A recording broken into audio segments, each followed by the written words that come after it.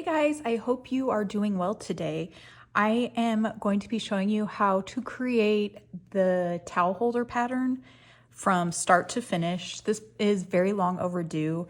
When I originally created this pattern, I just thought it was a simple pattern I could throw out there, and I didn't realize how many true beginners we have that want full video tutorials. So I'm going to start doing as many full-length tutorials as I can going forward. So I have made quite a few of these towel holders since creating the pattern, so I have a few tips and tricks I want to share with you to make them look even better. So to get started, we're going to go over the yarn and supplies. So I created the pattern using Bernat Maker Home Deck, and it's 2 strands held together. A few of you missed that on the pattern. I went back and wrote it in a few more places. It's imperative that you use 2 strands of yarn if you're using Bernat Maker Home Decor, because it is a stretchy yarn and it will just stretch out. But if you use 2 strands held together, the stretch is not a problem. So originally Bernat Maker Home Deck is what it was called. It's now been rebranded and it's called just Bernat Maker. They came out with a ton of new colors, really great colors, and you can now find it at Joann's as well. Before, you could only get it online through Yarnspirations directly or from Amazon. Limited colors, sold out all the time. So I'm hoping it should be a little bit easier for you to find now.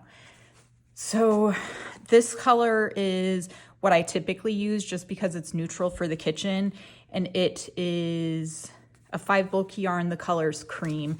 This new color they have, I think it's called Jam. It's called Jam. So this is a 5 bulky yarn. With this pattern, you can use whatever you want. The only thing I don't recommend is a stretchy yarn. Again, this one is stretchy, but I use 2 strands, so it works for the pattern. But for the kitchen, cotton is good, macrame, anything you want, you can make it work. I know it's hard to find this yarn, and I know it's kind of expensive. So another tip with this yarn, if you're using the 2 strands held together with Bernat Maker, it tangles very easily if you pull from the center of the skein. So I recommend having 2 skeins, or if you have one of those yarn winders that make the yarn into the cakes, I think it's a lot easier to handle without tangling. But surprisingly, I have never used one of those in all my years of crocheting. I've been doing this, I think, 13 years, and I've never used a yarn winder. So I think I'm going to get one soon and try it out. Anyway, so that's the yarn. Another question I get asked all the time is, what size are the rings? Or, wow, I got the rings that you suggested and they look giant. You guys, these are big rings. And the reason I went with larger rings is because these smaller rings, I thought the towel just like really scrunched in there. Like, to me, it was hard to pull through. It scrunched really tight and it didn't look very nice. So I went with the bigger rings. So I use a 4-inch ring. The ring is 4 inches to the outside diameter. So the inside diameter, I think it's about just under 3 inches. These rings are about 2.5, 2 3/4. I think a lot of the other makers are using about a 3-inch ring, so it'll be slightly bigger than this. If you don't like the big rings, go with the small rings. I know these big ones sold out for a long time, but they're pretty readily available now. So go with whatever ring you want. You can easily adjust the width of the towel holder. So if you want the smaller ring, skip a stitch or 2. It's really easy to adjust. So that's the rings. Another thing, if you're using the Bernat Maker, this yarn needle is very helpful. It has a blunt end. If you've ever weaved the ends in on the Bernat Maker, the needle gets stuck in the fibers and snags your yarn very easily. This prevents it from doing that. So you can still make a regular one work, whatever you have, but since I've gotten this, it's been so handy. So for the 2 strands of size 5, I use an 8mm L crochet hook. I love these basic, simple plastic ones. They do break over time, but they're cheap and it just works well with my hand. You need scissors. Everyone asks where I get these cute towels from. Let me find the tag. It is called Crochet Home. And I'm not sponsored or anything. I just found these and started getting them, and they're wonderful. They're very, very absorbent, and they have the cutest patterns. So I love using them. Let's see, the pattern, it comes in 3 different styles. Here's an example of the herringbone half double crochet before I added it to the rings. The pattern also comes with a half double crochet in the back loops only, and then the lemon peel stitch, which is a single crochet and then a double crochet, and you just alternate that throughout the pattern. So it's very easily to adjust and make any length you want. My original pattern started out pretty long, and I've gone back and started offering the shorter version, which I think people tend to like more. But honestly, you just repeat for as many rows as you want. Just make sure you end with an even number so that the ends of the yarn end up on opposite sides like that. So I'm going to get set up to start making the first stitch, which will do the half double crochet in the back loop only first. And I will meet you back here in just a minute. All right, so the pattern starts with the 2 strands held together like I mentioned, and we need a very long beginning tail because at the end we're gonna sew them on to the rings. So I do about 30 inches, and I actually just kind of do like an arm's length, and it works well for me. If you're short, you might need to go a little bit longer. So with the 30-inch tail, we start with a chain of 9. So the pattern calls for a slip knot. After working this pattern many times, I didn't like the little knot that the slip knot gives. So I do a technique that gets rid of that little knot, and then it looks a lot nicer when you sew it onto the ring. So I take the yarn and I wrap it around my finger once, take my hook, insert it under the loop, and then I draw up a loop. That first one right there, after I take my finger off, does not count as a chain. So then you chain 8. 1, 2, 3. Oh, I skipped one. So 1, 2, 3, 4, 5, 6, 7, 8. Actually, you chain 9, sorry. 9. So you want to do the chain a little bit loose because I like to work into the back bump. It just makes it look a little bit cleaner. You can do whatever's easiest for you. That's just a technique that I always use. So the first pattern is half double crochet in the second chain from the hook. So this is 1 and this is 2. To get to that back hump, you take your chain and you turn it, and then you see these back humps. So this is the first hump and this is the second hump. So half double crochet is you yarn over, insert your hook under that back hump, yarn over, draw up a loop, yarn over, and draw through 3 loops. And then we just do that all the way across. We should have 8 total stitches. That was the first one. Okay, so yarn over, insert it under the back hump. Make sure you get under both pieces of yarn since we have it doubled up. Yarn over, draw up a loop, yarn over, draw through 3. And then we do that all the way across.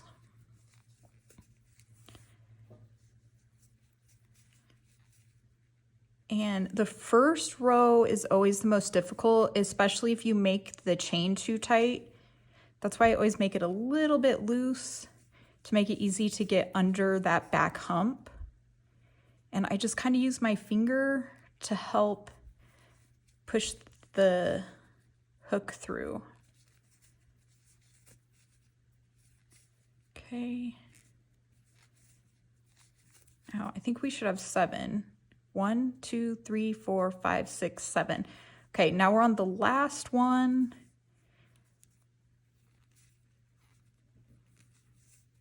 Okay, and this is where I did that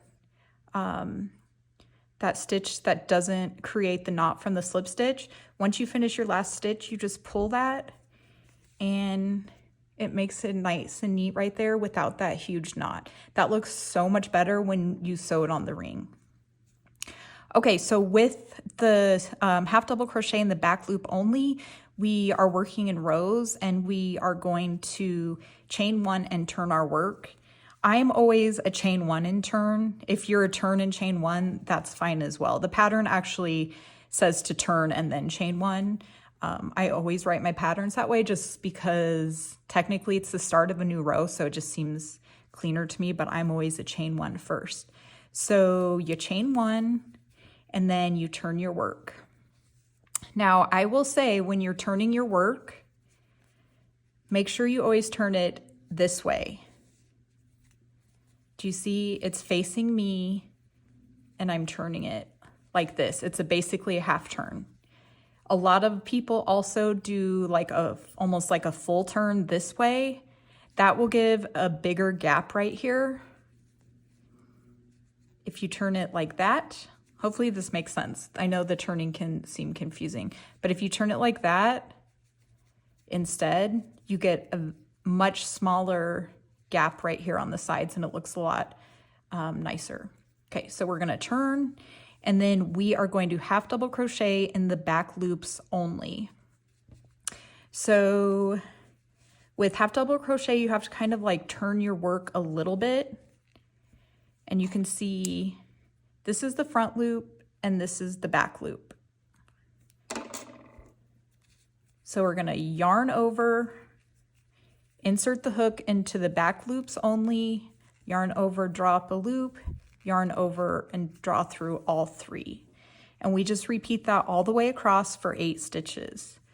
So yarn over, turn your piece a little bit, find that those back loops, and then create your half double crochet.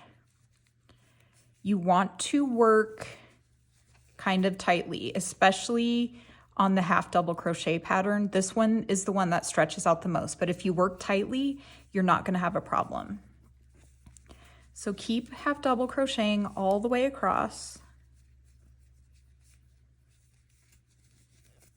And then one tip that I always do when you're working in the back loops only is the very last stitch of the row, I always go under both loops.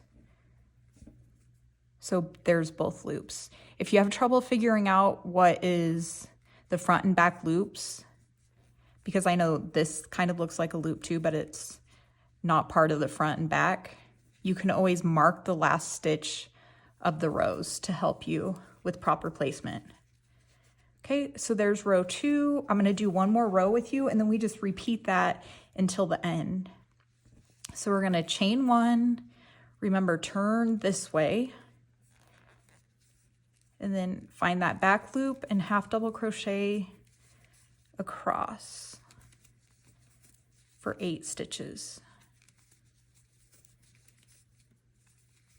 So if you wanted to adjust this to make it shorter, if you were using a smaller ring, instead of chaining 9 at the beginning, do 6, do 4, do whatever size you need to make it work. You can see the width of it compared to the ring.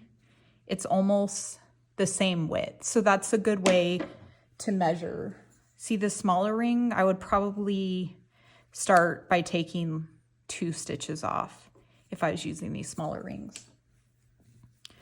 Okay, so remember the very last stitch, we work under all the loops. Okay, so I'm gonna go ahead and complete the full length of this. The pattern for the longer version calls for 12 rows. I'm going to go ahead and complete that. Just keep going back and forth till I have the 12 rows, and then I'll meet you at the end and show you how I finished the last row. So I will be right back. Okay, I am back, and I just created 12 rows of half double crochet in the back loops only. So to finish this off, we need to end with another long tail about 30 inches. Again, I do about arm lengths. So the tip I will give you with finishing off, I work the last stitch extremely tight. I want this last loop right here to be about the same size as these loops.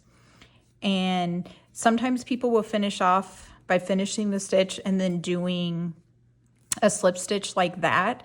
And I have tried that, but again, it creates that extra little bump. And without that, I think it looks a lot nicer on the ring. So you can experiment and see what works for you. But for me, I just complete my last stitch. Then I measure my 30 inches, about arm length. Go ahead and cut that. And then I just pull my yarn through like that. And see, you don't have any weird knots anymore. It's pretty clean. So I'm going to go ahead and show you how to put this one on the ring, and I'll show you the other two patterns as well, but I think I'm only going to do one ring tutorial. So take your yarn and thread it on your needle, and take your ring and you place it right in the back of your work like that. And then it is a little tricky to work with the two strands held together. It does tangle a little bit, but the more you make, the more you'll get used to it. So you just have to kind of keep it nice and untangled and straight as you go. So make sure that this is nice and tight. You wrap the yarn over the ring, take your yarn needle, and then put it under the first two loops and pull it through. From the back side, just double check, make sure it's not twisted.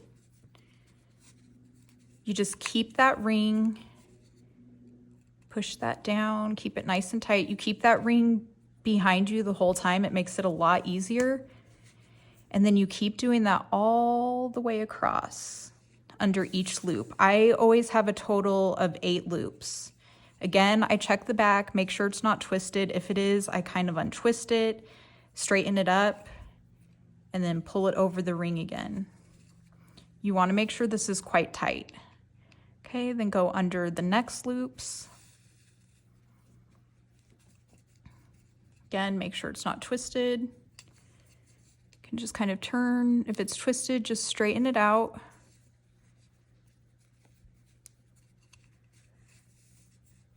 And then keep going all the way across.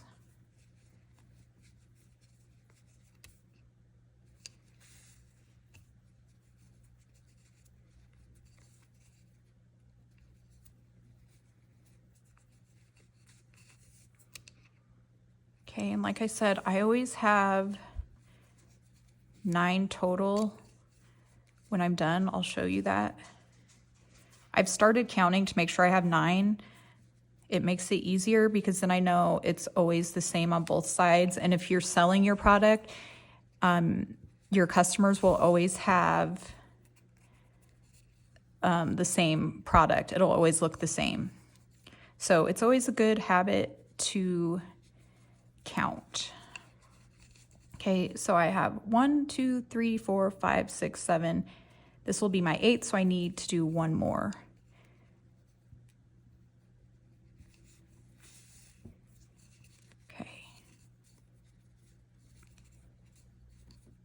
And then I wrap the yarn over one more time like that before I weave it in. Then you can flip the ring up.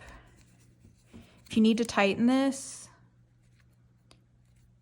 you can always go back under the loops. Actually, This one has a smaller end. You can kind of like pull, tighten it a little bit if you need to.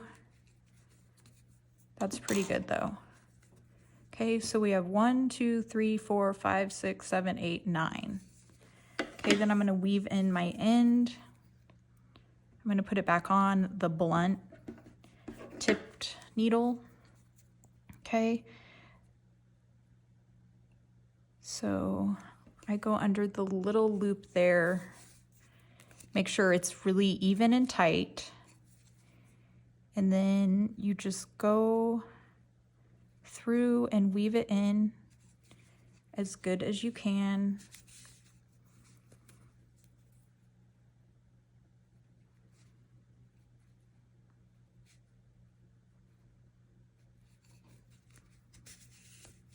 Sorry, I feel like my hand is shaking. Hopefully you guys can see this.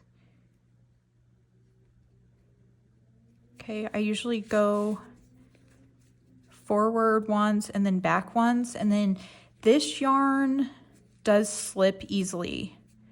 So if you want, you can take a needle and thread and kind of stitch the end in. But I've also found that if you, after you cut this off, if you take a very, very small dab of hot glue or another type of glue, you just put the tip of the hot glue gun just barely under there and do the smallest little dab, it will secure it in place. You don't see the glue, it's not messy, and then you don't have to worry about the ends falling out. Okay, so there you have it. There's one side. And I'll go ahead and show you the other side on this.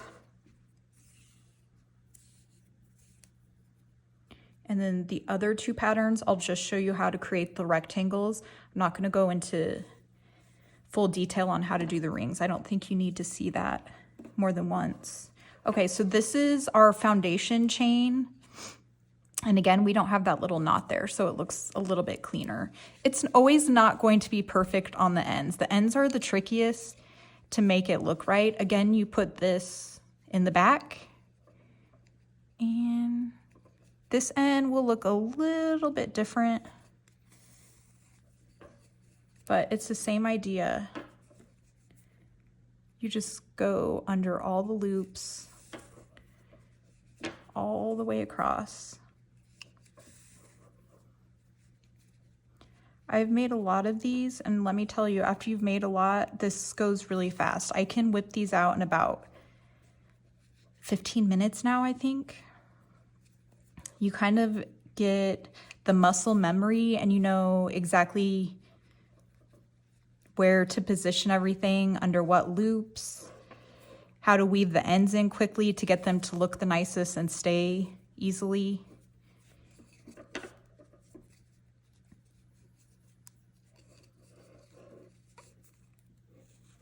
If it gets a little tangled, just kind of untwist that.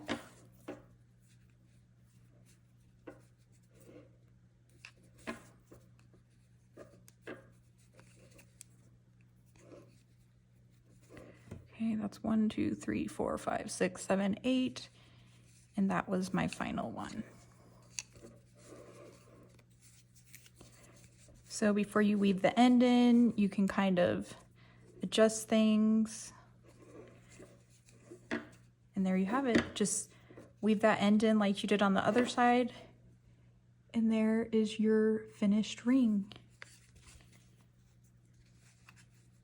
So that is the half double crochet in the back loop only. Let me get set up and I will do the lemon peel stitch next, which is a single crochet and a double crochet alternated.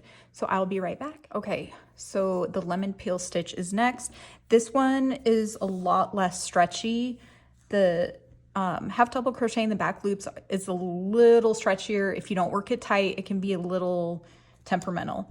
But if you work it nice and tight, it should be fine. This one barely has any stretch in it, and either does the herringbone half double crochet. So again, we do about 30 inches, a 30-inch tail. Let me show you the way I do that method without the knotted slip stitch. So I wrap it around my finger, insert my hook under both loops, pull up a loop, and then I start counting my chains. So we want 9. 1, 2, 3, 4, 5, 6, 7, 8, 9. Don't really mess with this. It's going to have a big gap from your finger. Just kind of leave it alone for now. Again, I'm working the back hump. So you take your chain and you kind of turn it to find the back humps. We're working in the second chain from hook. That's 1, 2, turn it, and we're doing a single crochet in the first back loops. So insert your hook, yarn over, and pull through 2 loops. And then the next one is a double crochet. We are alternating between single and double. So the next one is yarn over, insert your hook, yarn over, pull up a loop, yarn over, pull through 2, yarn over, pull through 2 loops. Okay, and then we do a single crochet again. So insert your hook, yarn over, and pull through 2 loops.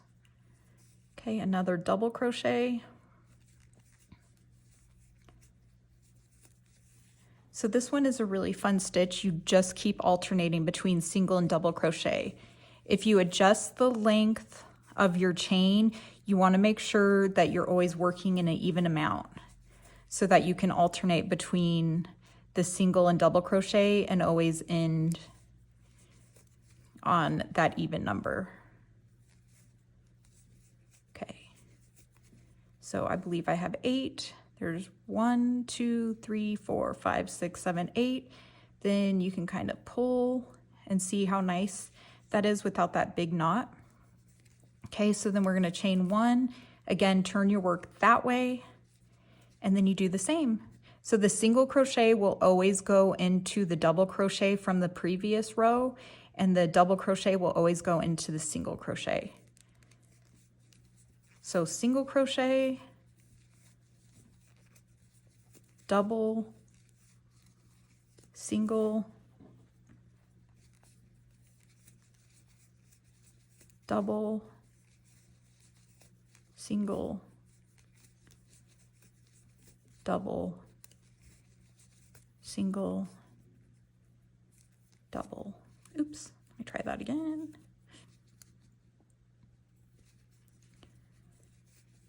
Single and double.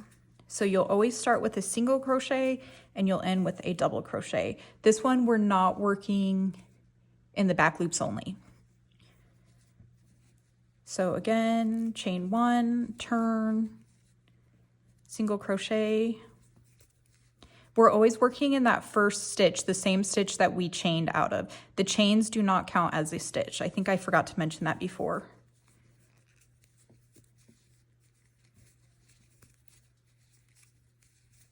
Okay, so on this pattern, the long version called for 12 rows. And when I'm doing the short version, I subtract 4 rows from each pattern. So the half double crochet in the back loop only is 12 rows. So I do 8 for the short version. This one, which is the lemon peel stitch, it also calls for 12 rows. So I do 8 for the short version. The herringbone half double crochet works up a little shorter. So I do 14 stitches. And, oh, see, I did something wrong there because I was busy talking. I did 2 double crochets instead. So it's single. Anyway, the herringbone half double crochet works up a little bit shorter.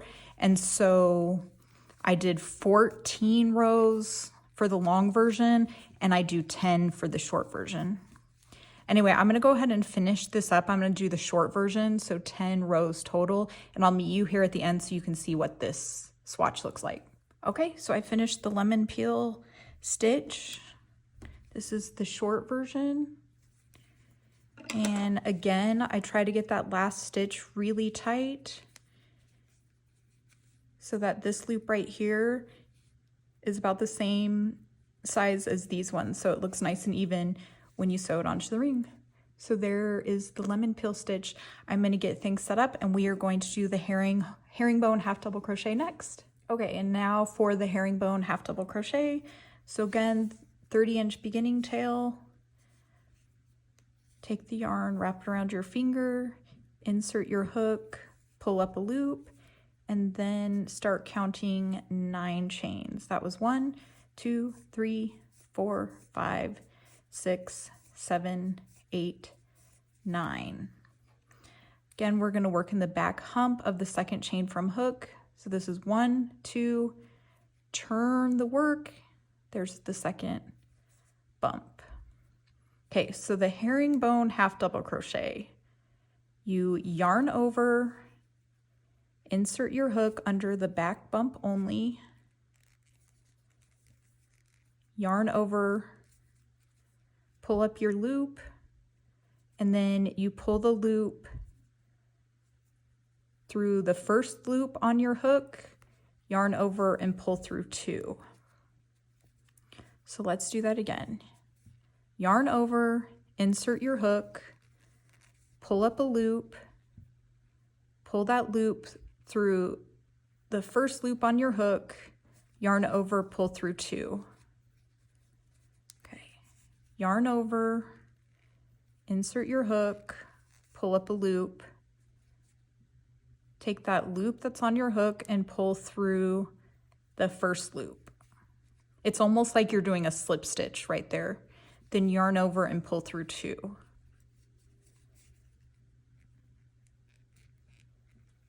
Again, that first row is the trickiest.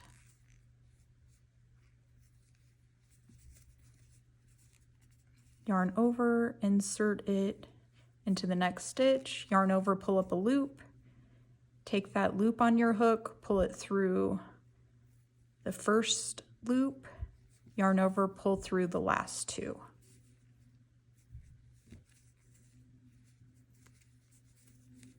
Okay.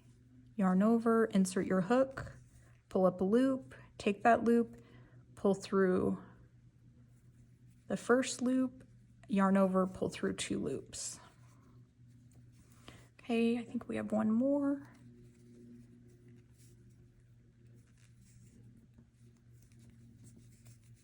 Okay, we should have 8. 1, 2, 3, 4, 5, 6, 7, 8. And then tighten that. There you have it. Isn't that a fun stitch? Okay, so then again, we chain 1, turn your work this way, yarn over, we're working under both loops, insert your hook, yarn over, pull up a loop, take that loop, pull through the first loops, yarn over, pull through 2.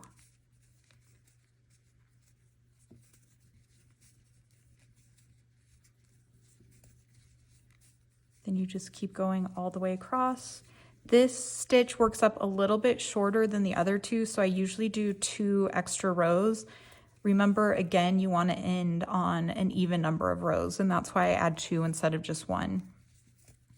So I'm going to go ahead and complete the short version of this as well, which will be 10 rows total.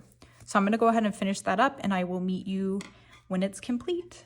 Okay, here is the completed herringbone half double crochet towel holder. Again, just like the rest, we do that last stitch really tight to get that last loop to look as similar in size to the rest of them.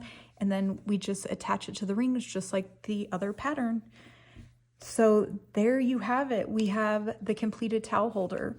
I'm gonna go ahead and add the written pattern that's on my blog in the comments below. If you guys have any questions, let me know.